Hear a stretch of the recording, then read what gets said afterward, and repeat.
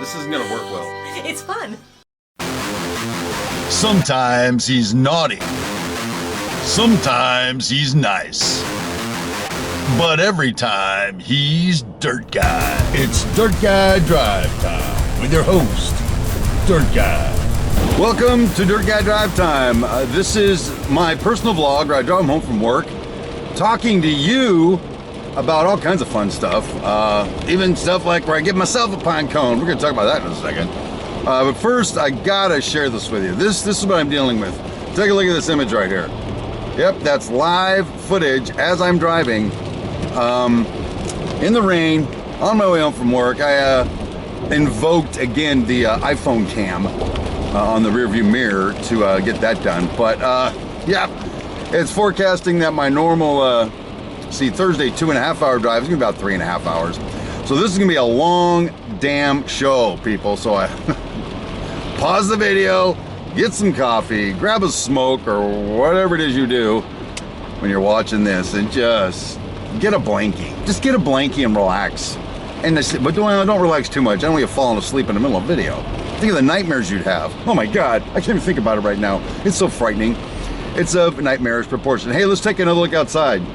Yep, still going. Hey, that guy's changing lanes. That's pretty cool.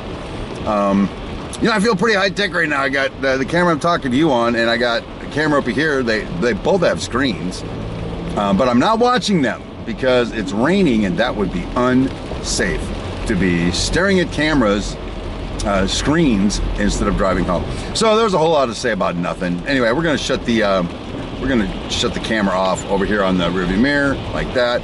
And I think, you know what? I think while I'm at it, I'm just gonna take it down. Yep, there we go. It's down. All right. All right, so let's go back to the show. Let me start with, ooh, there's an accident right there. You wanna see it? You wanna see it? And can you see that? Can you see the accident? Live footage. Whatever. Holy crap, what's wrong with this show today? Hey, let me talk to you about my day real quick. Because, boy, I don't know, we have to come up with a term for giving yourself a pine cone. Frankly, I gave myself one. I ain't gonna lie, I think the super is kind of tarnishing on the super duper. I think I'm breaking under pressure, is what it is. I gotta get my mojo back, baby. So, way back when we were framing the first floor, keep in mind, they're 4-story hotels with a roof and everything, and we've drywalled the 4th floor and the 2nd floor and the 4th, and we've done a lot of drywall work, and we've textured the walls. Remember that one? Okay. So we're on a job walk yesterday with the owner of the property, and he says, hey, that thermostat that you got there to control the mechanical equipment is supposed to go over there. I'm like, the heck you saying, Willis? The plane show going right there. What are you talking about? I ain't moving nothing. I am super duper. I don't move nothing for nobody. And then he proceeds to show me where we were given that direction like 6 months ago. And I looked at it and went, oh crap, I knew about this. Son of a gun.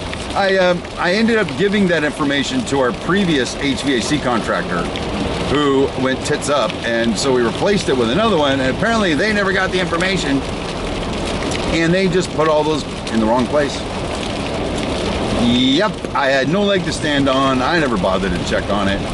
And so I tried to employ my Steve Brown contract law and logic to the situation. I said, well, we would have done it differently had you put it on a drawing and issued it.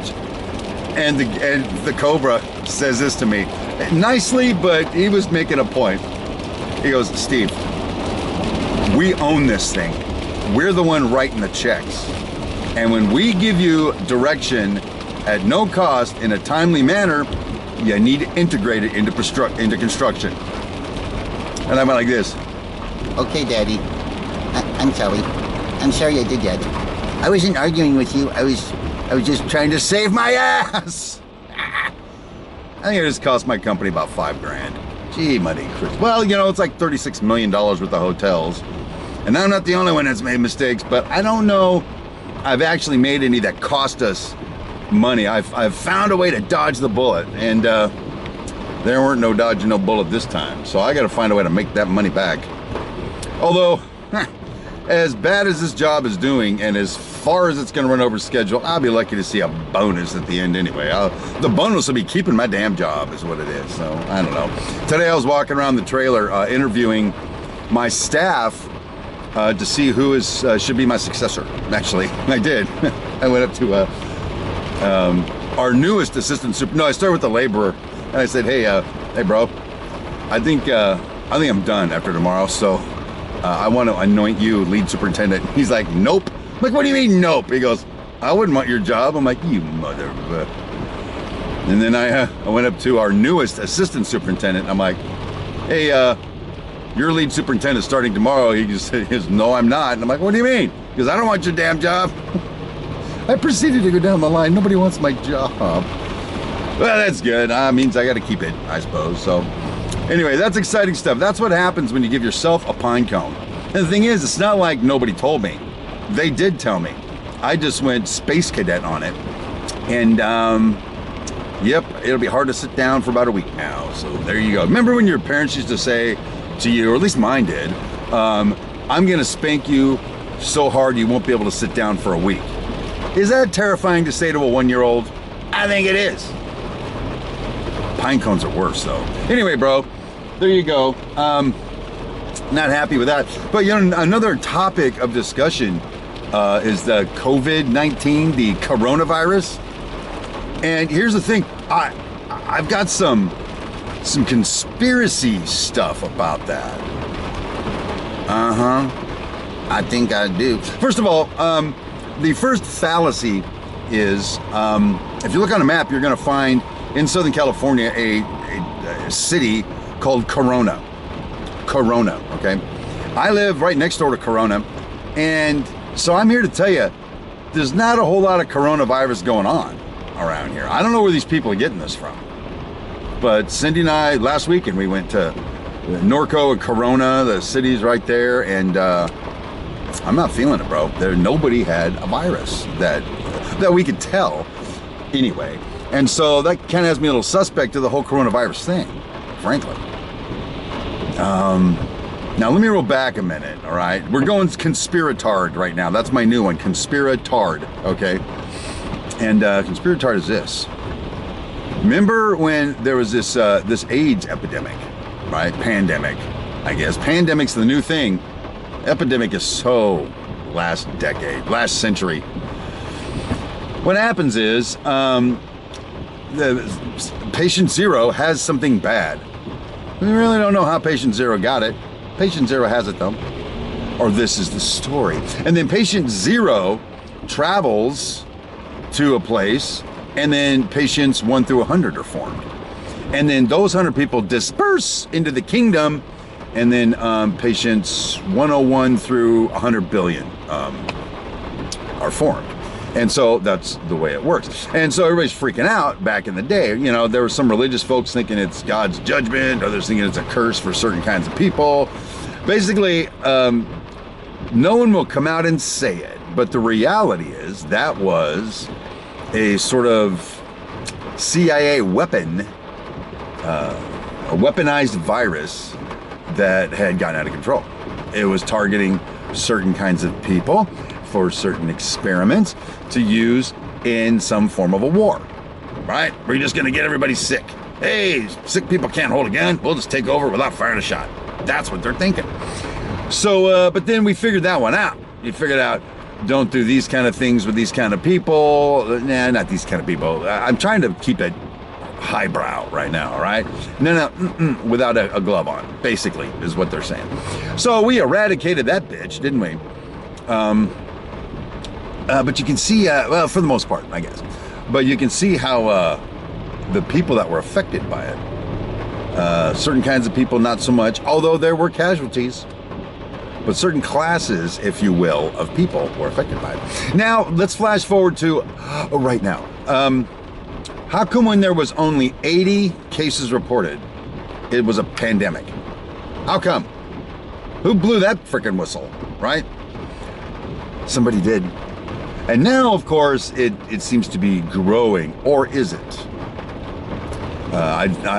Not certain what the stats are today, but I think the death toll may be somewhere still under what the flu was. Now, I could be wrong on that, okay? But it's not 100 million people. I'm just going to say that much, okay? But what is the effect of this virus had so far on the world? Well, let's see. Our president shut down import from Europe, except the UK. Apparently the UK is special. They can send all the sickened people they want. You just can't send them from the rest of Europe. Shut that down. So that being an indicator, what happens to goods coming from China right now? Because apparently COVID-19 was established in China. Those Chinese people can make anything, and cheaper than we can, by the way, in bulk. They made themselves a virus. They're shipping it over here in containers. Well, what are all these containers? Well, I guess if they're at sea for 2 weeks, the virus kind of goes bye-bye, kind of dies, or does it? What if it's in some little canister or something? Anyway, so maybe that's not a thing. But so all of a sudden the stock market crashes. People are running to the store to stock up on toilet paper. You know what I'm gonna run to the store and stock up on? Beer, baby. Beer and cigarettes, because I can survive for a long time if I'm quarantined on beer and cigarettes. Now, we've got some food at home anyway, because Cindy cooks, the queen of everything. She cooks, so we've got food at home. We can eat that if we want to.